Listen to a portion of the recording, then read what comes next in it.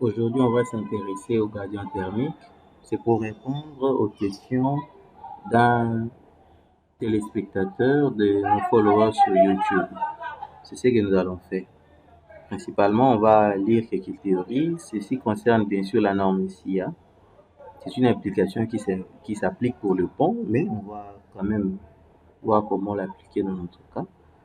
Il s'agit de ces paragraphes ici. Actuellement, en Suisse, on tient compte des effets de la température pour le dimensionnement des ouvrages conformément à l'article 25 de la norme SIA 160 relative aux charges pour les constructions en béton exposées à l'air libre.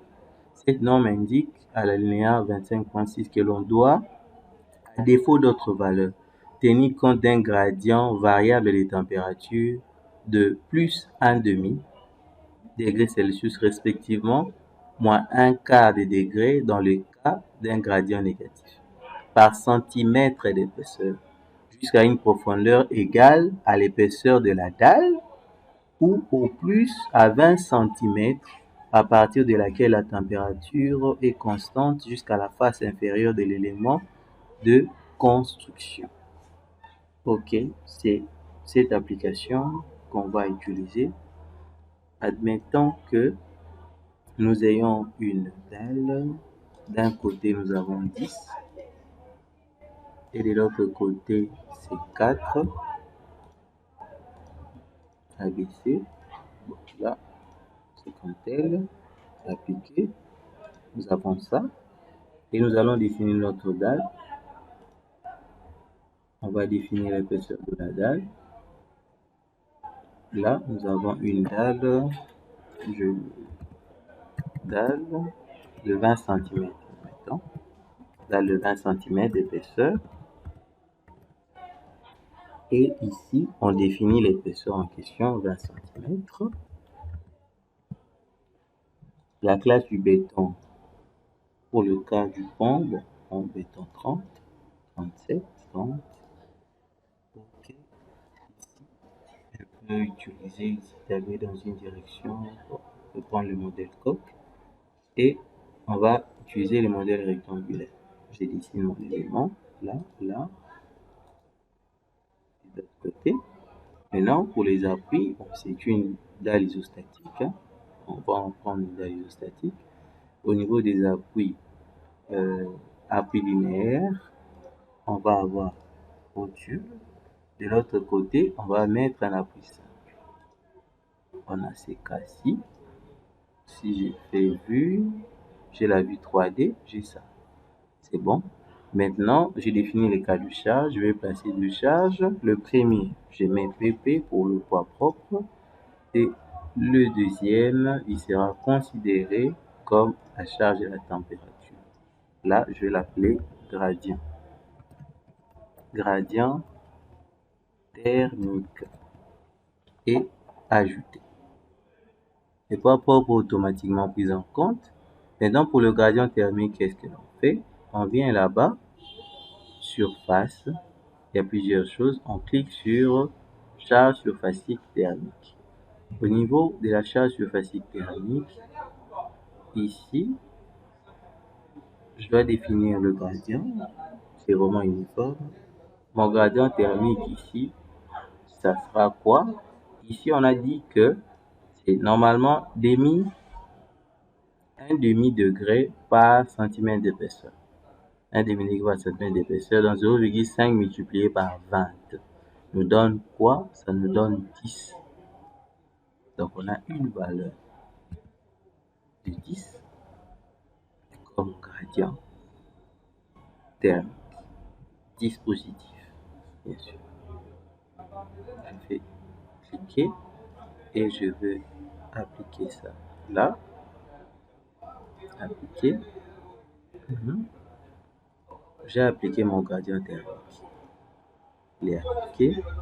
Maintenant, je vais lancer le calcul.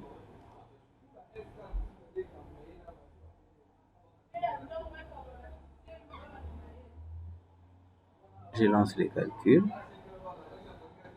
Je vais exploiter les résultats. Cartographie panneau. Moment XX avec description. voyez, carrément, on a des réactions seulement sous l'effet du gradient thermique. On a 5,96 et on constate qu'au niveau des appuis, ici, c'est là que nous avons des efforts max comparativement aux autres charges aussi. On a ça, MYX, MYY.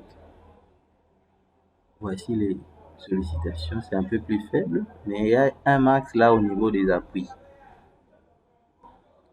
Ok, ça concerne le moment. Mais on peut aussi voir les contraintes qui règnent au sein du matériau. Là, ce sont des valeurs un peu plus faibles que ça. Et les contraintes du cisaillement, on peut voir les déplacements. Voici les déplacements suivants Z.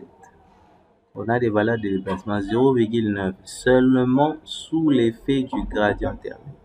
Donc, c'est intéressant. En fait, il y a une dilatation maximale suivant l'épaisseur à partir d'ici dans cette direction-là.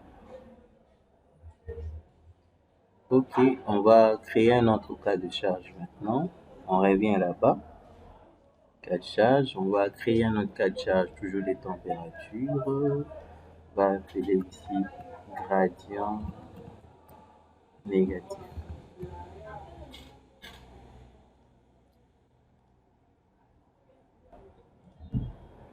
Qui nous dit cette norme ici? Pour le gradient négatif, on doit appliquer un quart, donc 0,25 multiplié par 20, donc ça donne 5.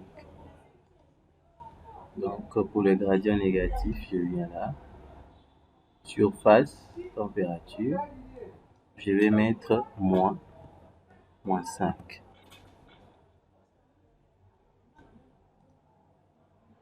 Et je sélectionne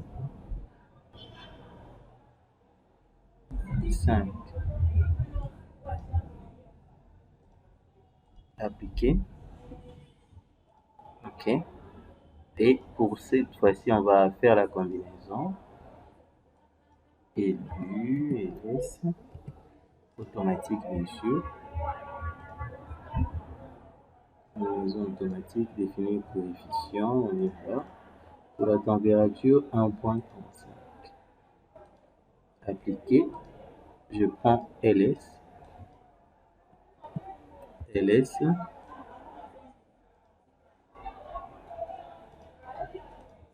Appliquer. Je lance les calculs. Ça va. Gradient négatif, on a ça. Résultat, cartographie. OK. Pour la déformation suivante, Z, la flèche, la dilatation dans le sens de l'épaisseur, on a moins 0,5. Et pour le gradient thermique positif, on a une valeur de 0,9. Donc c'est ça. Et si on veut voir l'élu, au niveau de l'élu, qu'est-ce qu'on a comme déformation? Moins 6,4 comme max, 6,8, mais... Et pour l'LS, on a une valeur de moins 4,8. Donc c'est de cette manière que on peut analyser, appliquer et analyser une dalle ou soit un paroi sous l'effet d'une charge thermique. Donc c'est-à-dire la charge thermique en question, c'est le gradient thermique. Le gradient thermique, c'est quoi? C'est en fait la variation de la température. Merci beaucoup.